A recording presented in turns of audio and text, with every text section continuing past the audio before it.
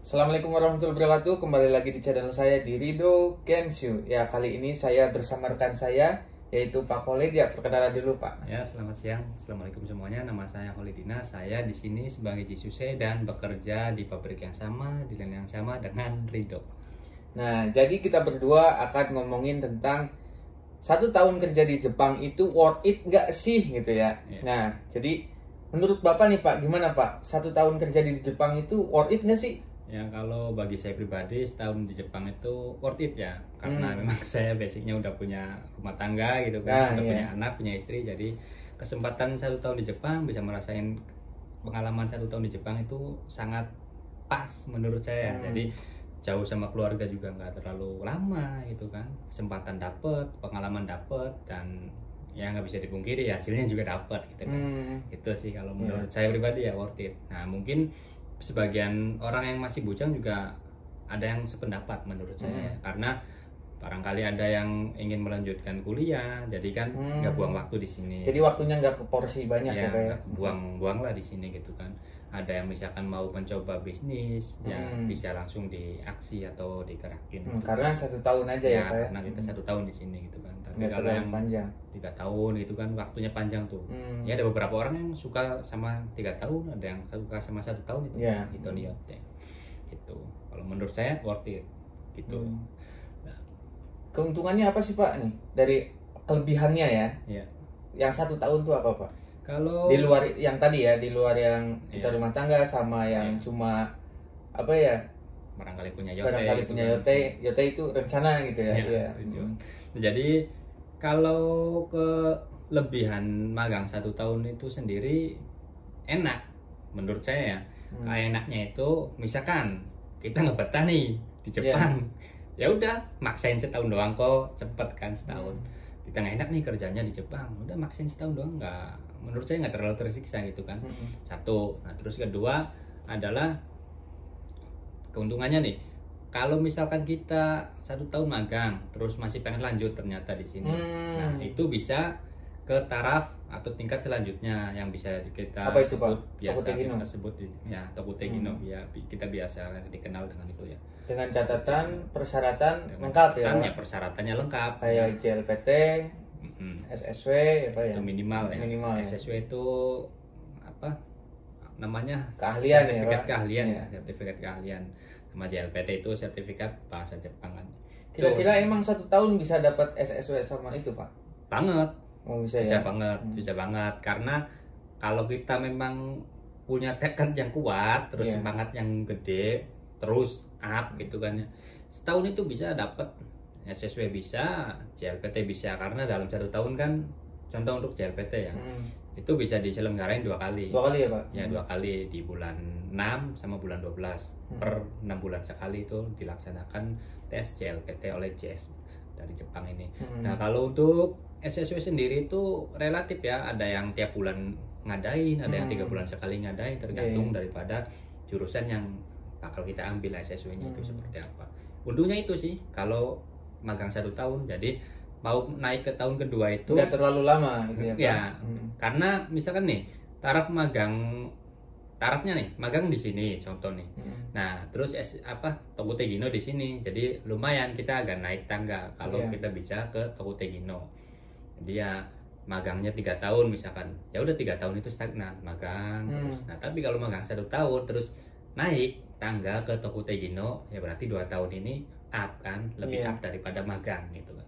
Hasilnya, pengalamannya, terus segala macamnya lah gitu, pokoknya di atas magang segini sedikit berbeda. Cuma perlu teman-teman ketahui juga kalau misalkan magang yang 3 tahun tuh tidak harus punya SSW kalau misalkan pengen lanjut ke Tokutegino ya Pak. Kalau yang magang 3 tahun itu untungnya nih, kalau yang magang 3 tahun, itu dapat untungnya karena dia magang 3 tahun, terus ada namanya Sengonkyu atau keahlian yang dia kerjakan itu ada tesnya. Nah, kalau dia lulus dalam tes Sengonkyu tersebut, itu tanpa JLPT N4, tanpa SSW pun dia bisa lanjut untuk pindah kerja atau untuk lanjut lagi setelah 3 tahun magang selesai gitu. Untungnya di situ. Tapi ya perjuangan 3 tahun dulu nih. Nah. Jadi nggak harus ada tes lagi ke SSW ya Pak, karena udah ada keahlian dari yang 3 tahun itu. Ya, kalau yang magang 3 tahun nah, itu ada Senungbiu-nya. Kalau yang 1 tahun itu nggak ada sih, karena memang visa 1 tahun atau magang 1 tahun itu belum terdaftar di badan yang mengurus pemagangan antara Indonesia Jepang. Nah, terus keuntungan yang ketiganya adalah itu kita nggak bayar pajak. Tahu sendiri. Pajak di Jepang kayak gimana kan? Segala macam dipajakin. Nah, pajak ini maksudnya pajak penduduk. Jadi Jominse ya kalau nggak salah. Nah, itu nggak bayar pajak itu 1 tahun pertama ini. Tapi ketika berinjak atau nginjak ke tahun kedua itu baru ada pajak itu. Oh, jadi kita tuh bayar tahun pertama tuh di tahun kedua. Nah, iya. Kalau misalkan kita di tahun pertama, misalkan kan 1 tahun nih ya magang, berarti kita nggak bayar ya? Nggak bayar sama sekali. Nggak bayar sama sekali. Lumayan itu sebulannya, kalau di rupiah nggak bisa, tergantung kitanya juga sih. Kalau misalkan kita banyak tanggungan, terus ada riwayat transaksi dari Indonesia ke Jepangnya itu tinggi ya tinggi, tergantung tanggungan kita sih. Tapi rata-rata potongan untuk penduduk itu ya pajak kependudukan itu sekitar 600 ribuan. Lumayan. 600 ribu? Iya, lumayan ya. Jadi bisa buat yang lain, bisa buat belanja 2 minggu atau seminggu gitu ya. Kalau emang dibelanjain di sini gitu. Itu keuntungannya ya. Di luar dari keuntungan pasti kan ada kekurangan ya Pak ya. Kekurangan magang 1 tahun itu Pak yang paling mencolok nih Pak. Kalau untuk kekurangan magang 1 tahun sendiri itu yang paling mencolok ya jelas keuangan, ekonomi. Karena tenor ya. Misalkan magang 3 tahun, jelas dong dapat gajinya juga 3 tahun. Magang 1 tahun ya dapat gajinya 1 tahun. Muri atau mustahil banget magang 1 tahun mau nyamain yang 3 tahun. Tapi tergantung kondisi lagi nih ya. Nggak bisa dikatakan atau nggak bisa dipastiin nggak ada apa-apanya magang 1 tahun. Nggak bisa dipukul rata ya, nggak bisa gitu ya. Karena tergantung daripada kita mengatur di sini. Yaitu ekonomi. Kita 1 tahun. Nah 1 tahun itu nggak dapat full gaji 1 tahun. Berarti kita kepotong pendidikan dulu satu bulan ya di Senta ya. Pas awal kesini gitu ya. Sudah kita jalani pendidikan di Indonesia sekian lamanya gitu. 6 bulan kita pendidikan. Ya, wajibnya 6 bulan, wajibnya. Nah, tapi beberapa PT ada yang cuma 3 bulan, 4 bulan juga ada, tergantung pabriknya. Nah, itu kita udah masuk ke Jepang nih. Setelah pendidikan di Indonesia masuk ke Jepang itu dapat kontrak 12 bulan atau 1 tahun. Nah, ternyata nggak bulat 1 tahun karena diambil sebulan untuk mengulas atau pendidikan ulang selama di training center atau di Senta. Belum lagi pas angkatan kita kan corona corona meledak ya. Kita di karantina 2 minggu di hotel, itu makan waktu juga. Makan waktu. Malah kita nggak sampai 11 bulan ya Pak ya. Cuma 10 bulan lah. 10 bulan. Iya 10 bulan lah. Ya 10 bulanan. Karena banyak potongan itu ganti juga. Tapi ya masih dikasih rezeki ternyata. Giliran pas mau kepulangan ternyata kita diperpanjang. Itu karena ada visa istimewa lah, ibaratnya kayak Katsudo ya Pak ya. Tokute Katsudo itu visa emergency lah. Jadi kita nggak bisa pulang ke Indonesia, jadi kita diperpanjang. Dadakan lah ibaratnya gitu ya. Diadakan lah visa Tokute Katsudo.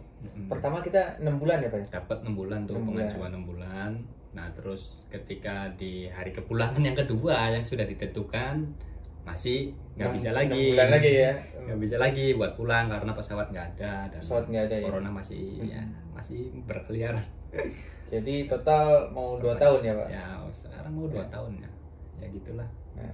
Kalau rezeki itu di luar dugaan kita semua, maunya itu mah rahasia lah gitu, rahasia Allah gitu kan yang hadir. Itu sih kalau menurut saya magang 1 tahun. Kekurangannya yaitu, kelebihannya tadi tergantung daripada kita ya menyikapinya gimana gitu kan. Nah seperti itu. Nah Pak, kan banyak nih ya dari penonton saya yang bertanya ya, khususnya dari Daihatsu ya Pak, ya kohai tachi sekalian tuh yang belum berangkat atau yang mau tes ya, suka nanya nih, kalau misalkan 1 tahun di Daihatsu nih khususnya Pak, paling minim-minimnya tuh dapat berapa Pak uang ya Pak? Ini paling pahit dah ya, Pak. Kita bicara pahit ya, kita bicara pahit dan kita bicara nggak ada lembur dan kita bicara standar lah gitu. Standar nih, standar kerja Itu minimal banget kita itu bisa nyimpen 10 juta. 10 juta Pak sebulan? Minimal banget itu. Pahit banget ya? Minimal banget. Yeah. Tapi dengan catatan orang ini atau hal ini tidak ada tanggungan.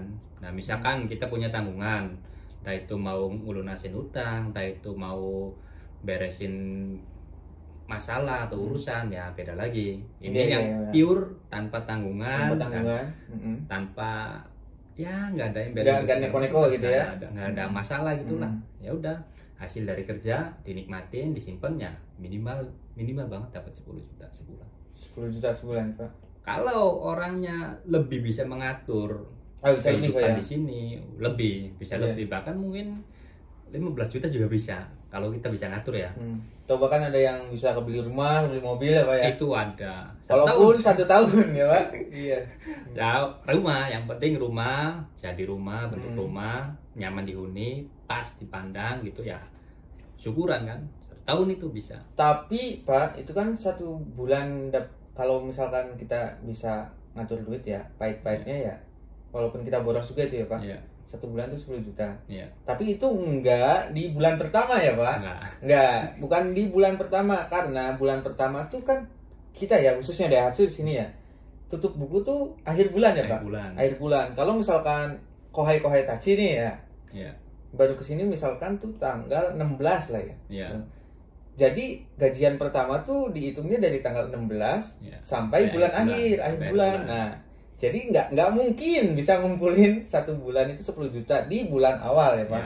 Nah, gitu. Bulan selanjutnya ketika sudah normal baru bisa. Ya hitungannya sih sama kayak kita berarti Pak. Sama aja. 10 bulan pure 10 juta ya. 1 bulannya iya. Pokoknya itu. Kalau kita bisa ngatur lagi lebih dari 10 juta, bisa nyampe 15 juta per bulan kalau emang kita bisa ngatur ya. Jadi ya seperti itu. Ditambah kurs juga ngaruh. Kurs juga ngaruh.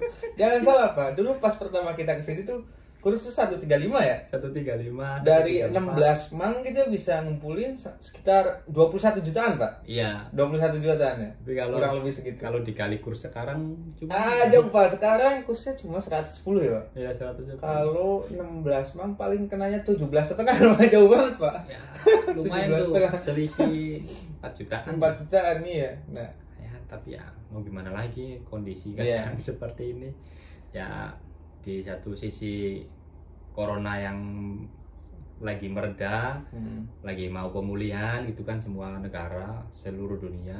Terus kedua adalah yaitu perang yang Ukraina sama itu ngaruh ke kurs. Ngaruh banget karena Jepang ditopang banyak oleh Rusia juga.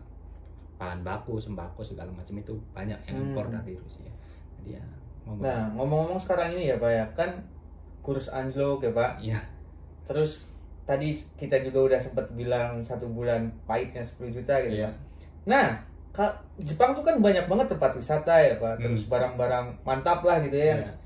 Yang kita udah kerja di sini semua barang ya, bukan sombong ya Pak, jadi kelihatan kayak murah semua, kayak murah padahal mahal gitu kan. Ya karena nilai kurs sama nilai uang Indonesia Jepang juga beda gitu kan. Nah, itu gimana ngatasinnya Pak kalau kita pengen wisata gitu ke tempat-tempat begitu kan yang bagus-bagus gitu kan. Jepang kan bagus gitu ya Pak.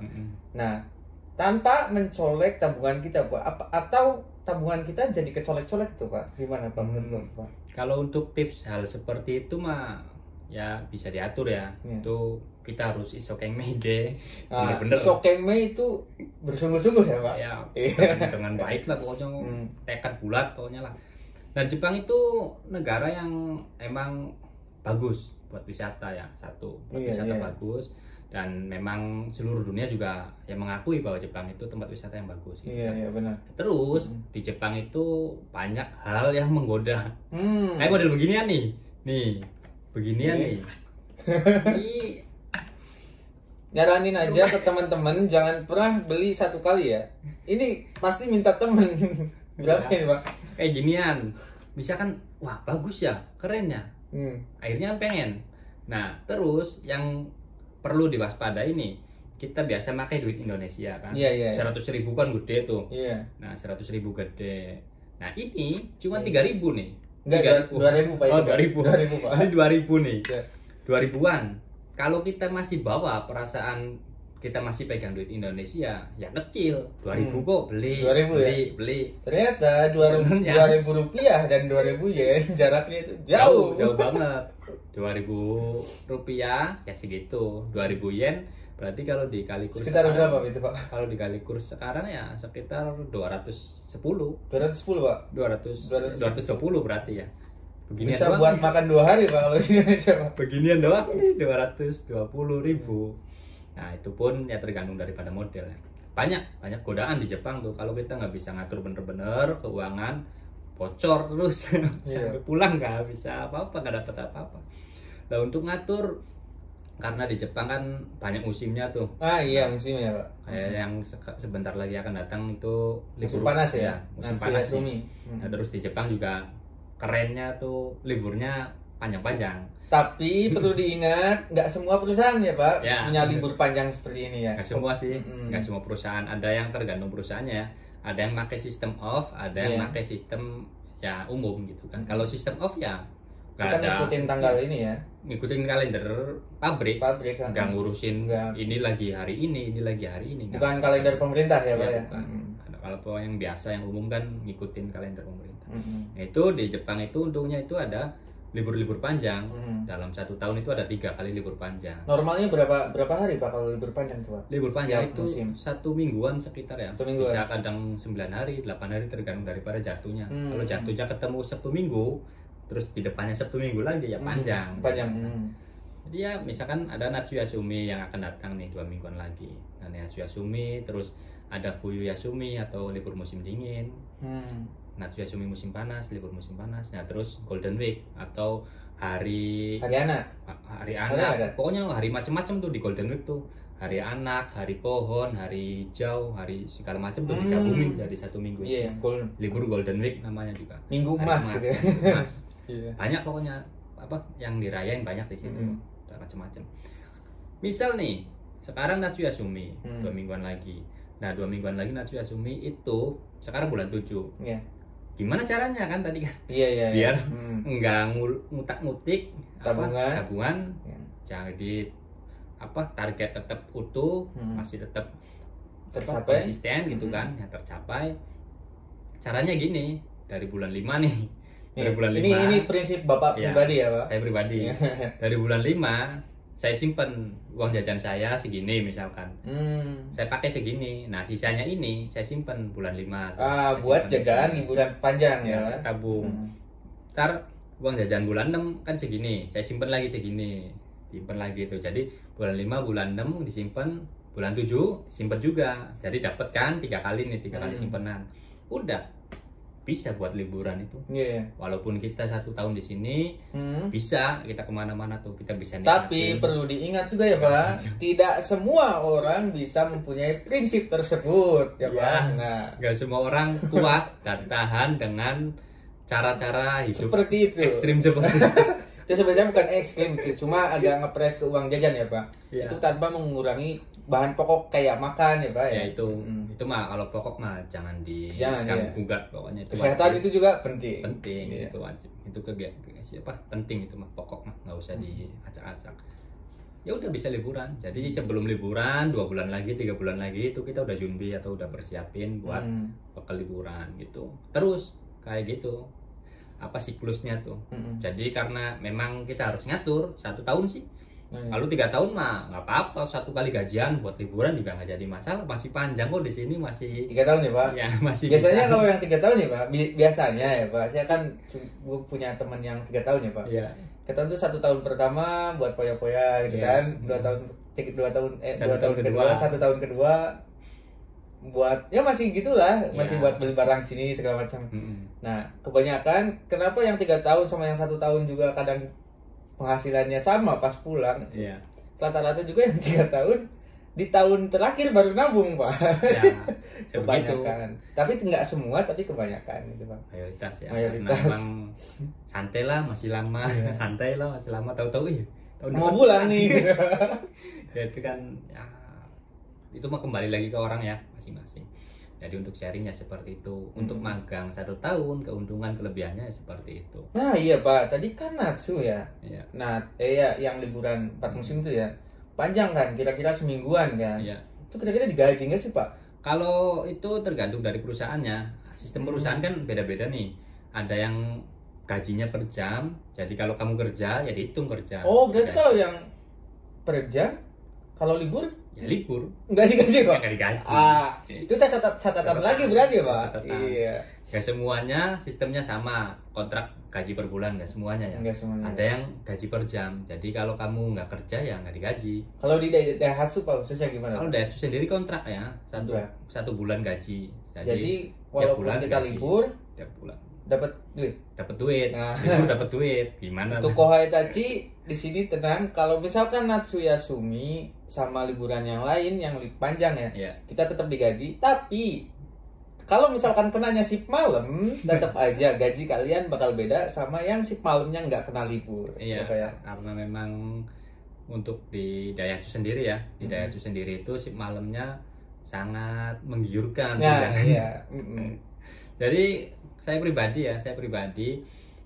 itu untuk gaji pokok 1 bulan kalau kerja normal lancar semuanya normal nih, walaupun nggak lembur itu gaji pokok utuh.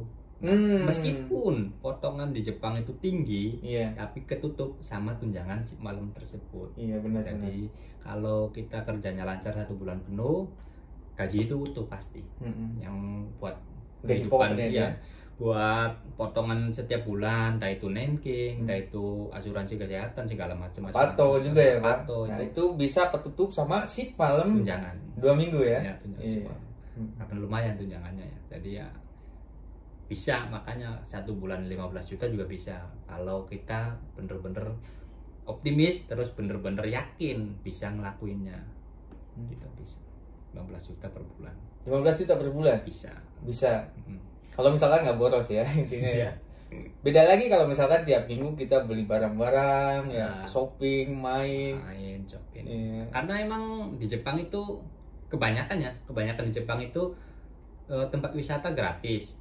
Tapi untuk menjangkau sampai tempat wisata tersebut ongkosnya lumayan. Ya, nggak jalan kaki. Kalau ke jalan kaki mah mungkin ya utuh lah ya. Buat beli es doang, buat beli minum doang. Gitu ya. Jadi walaupun tempat wisata di Jepang banyak yang gratis, untuk menjangkau ke sana itu butuh biaya, untuk sampai ke sana ya lumayan.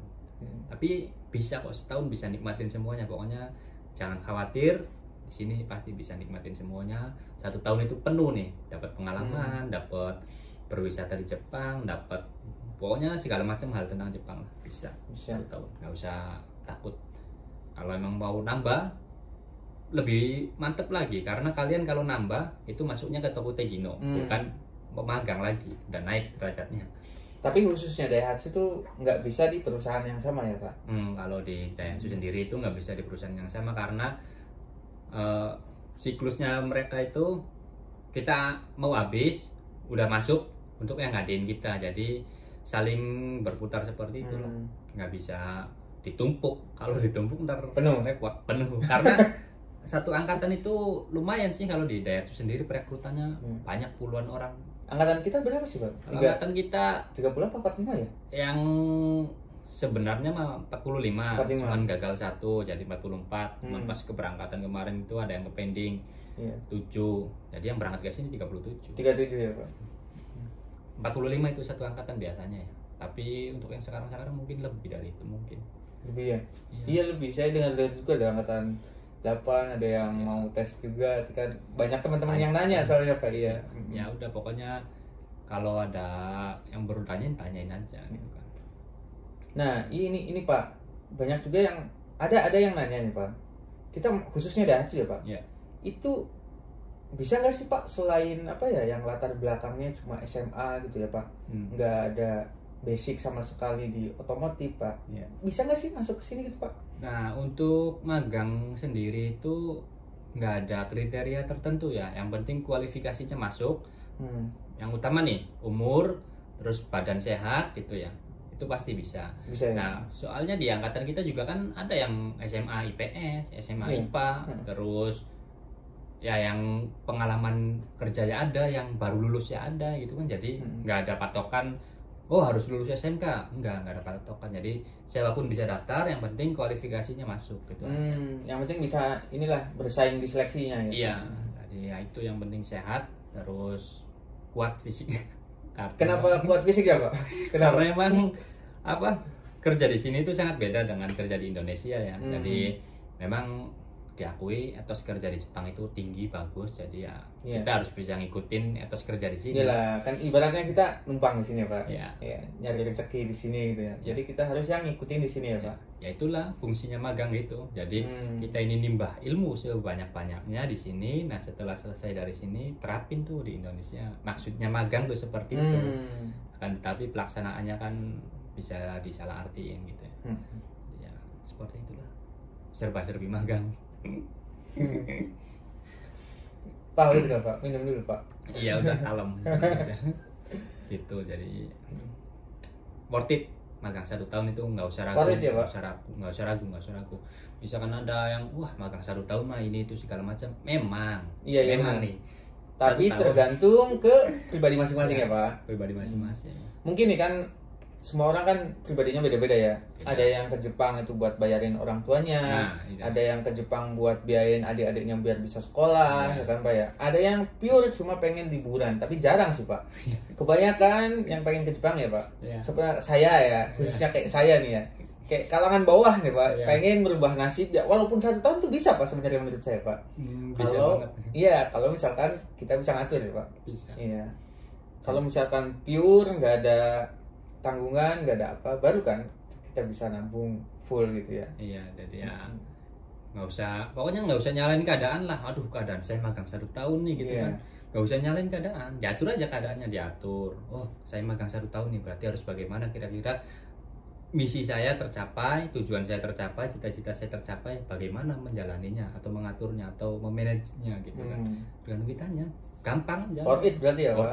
Worth it. Menurut kami tuh worth it. Jadi gitulah, karena apalagi kalau yang dapat kerjaan berat misalkan. Ya maksa-maksain juga deket kok, setahun doang lah gitu. Nah iya sih, iya ya. Daripada kerjanya berat, terus kontraknya 3 tahun, mau nggak mau itu kontrak harus selesai ya. Berarti 3 tahun kita ngebatin. Gitu, jadi ya 1 tahun cukup lah, pengalaman dapat, jalan-jalan dapat, segala dapat. Soal keuntungan, kekurangan itu mah ya kembali lagi terus juga semua juga pasti ada keuntungan kekurangan ya. Pasti. 1 tahun, 3 tahun sama. Mungkin yang paling mencolok keuntungan kekurangan itu paling ya segi uang lah ya Pak. Setahun sama 3 tahun ya itu doang sih. Tapi ya kalau kita bandinginnya sama di Indonesia, 1 tahun di sini ya bisa 3-4 tahun ya Pak ya. Bisa lah. 3-4 tahun di Indonesia gitu. Cuman ya makanya kalau yang pengen bener-bener mau mengangkat gitu ya silakan datang ke sini biar terlaksana gitu kan. Apa istilahnya nge-cheat ya, kalau kita bilang nge-cheat, kalau gamers bilang tuh password ya. Jadi jalan pintas gitu kan. Jalan pintas. Tapi ya yang jelas ini mah jalan pintasnya, bukan yang enggak. Iya, bukan ngepet tuh Pak. Gitulah. Iya. Jadi ya kesimpulannya teman-teman, worth it, magang 1 tahun itu worth it. Ya, kalian tuh masih bisa wisata, masih bisa nabung, terus juga kalian juga masih bisa belajar lah, dapetin SSW ataupun JLPT ya Pak. JLPT. Ya. Mungkin pesan buat Kohei Tachi gimana Pak, buat yang mau tes atau sekarang lagi pendidikan atau nanti bentar lagi berangkat ke sini, pesannya gimana Pak?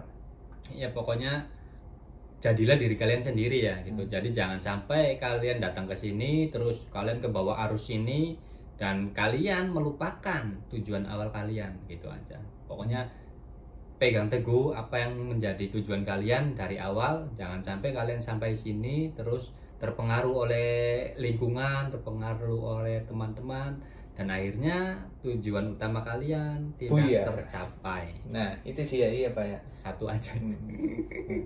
Ya. Barangkali ada Kohei Tachi atau teman-teman sekalian yang pengen nanya-nanya ya Pak ya. Iya. Ya langsung komen aja. Silakan komentar. nanti kita usahain bikin video. Kayaknya kita bikin berdua lebih seru, Pak. Ya, bisa jadi gampang. Kadang jadi saya kalau misalkan sendirian gelagapan nggak jelas soalnya, Pak. Ya gampang bisa diatur, yang penting waktunya pas gitu. Ya. Ya udah, kita sudahi saja sampai sini. Wassalamualaikum warahmatullahi wabarakatuh. Ya, Pak. Dah.